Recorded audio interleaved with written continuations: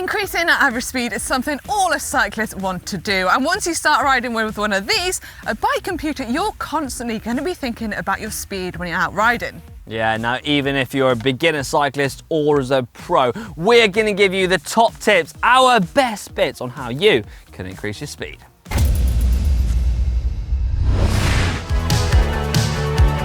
I've got back from a fair few hard rides and looked at my average speed, and I've been pretty shocked at how low it is.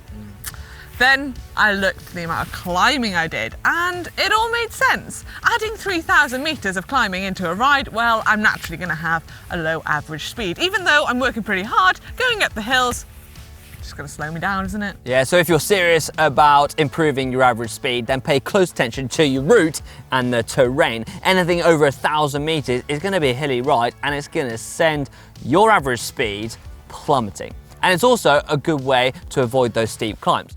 What we like to use is our friends over at Komoot, where we can look at the route in detail and, well, swerve around those big steep climbs. Oh, Hank, why did we put this hill in?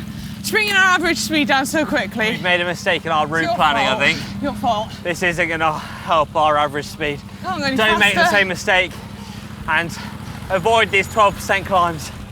Oh, keeps going. Ah. You also want to try and avoid busy junctions, traffic lights and busy cities where there are going to be slow cars.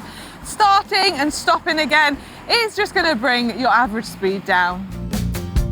If you know your local roads well, try to avoid heavy built-up areas of slow-moving traffic, roundabouts, intersections and stoplights. But if you can't avoid this, then what you don't do is jump a red light. As you can see, Manon's got her route wrong. Going straight through a busy town. When will she learn? We all know that riding with a tailwind is a whole lot easier than riding with a headwind. However, for most of us going out riding our bikes and doing a loop, this doesn't really make much difference to our average speed. Yeah, but with a bit of GCN logic, we recommend you start out with a tailwind. That way you can rack up all the miles at high speeds, and you'll look down at your Wahoo or your head unit and go, blimey, my average speed is through the roof. And then when you get to the other end and you have to turn around, you just gotta hope and pray the wind has changed direction. Of course, this is a GCN logic, and if you do find yourself 100 kilometers from home and you turn round and there's a headwind that's only just going to get stronger, we recommend you get the train. Oh, call your dad. Call Hank's dad. Yeah, and if all else fails, then you're just going to have to grim and bear it. Something I had to do 2 days ago, and it was horrendous. And it's glad to see that we've actually come to the windiest place on earth up here. Right, I hope we're heading into the tailwind. Yeah, tailwind's going that way.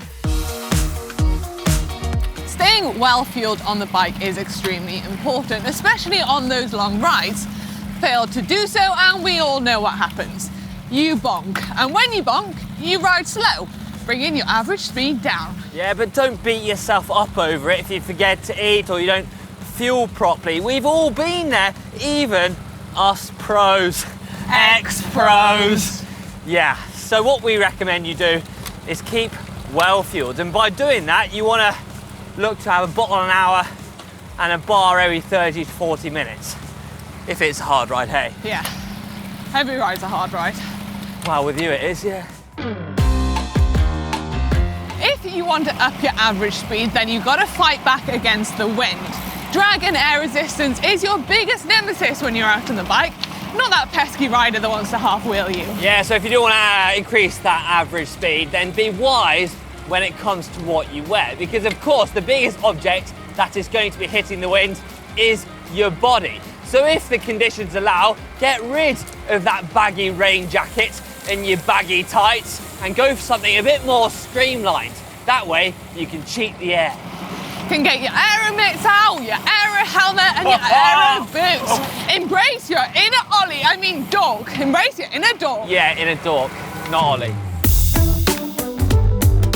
Group riding is probably the funnest and easiest way to up your average speed. This way you get whisked along in the wheels of others, and if you're really clever and you're able to dodge your turns, you can get all that good average speed without any of the hard work. Oh, perfect. So next time you're out on your group ride, tuck in and let your group riding buddies do all the work.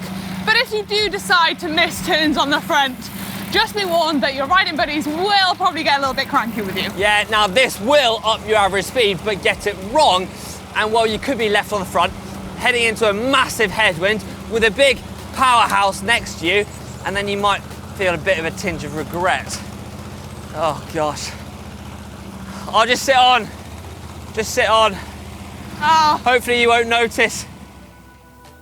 So I hope you enjoyed this video and it's given you some tips to try and bring up your average speed. If you did enjoy this video, then please give it a big thumbs up. And if we did miss any, leave them in the comment section below. Yeah, right, we'll see you in the next video. Bring your average speed Time for down. a coffee. Oh.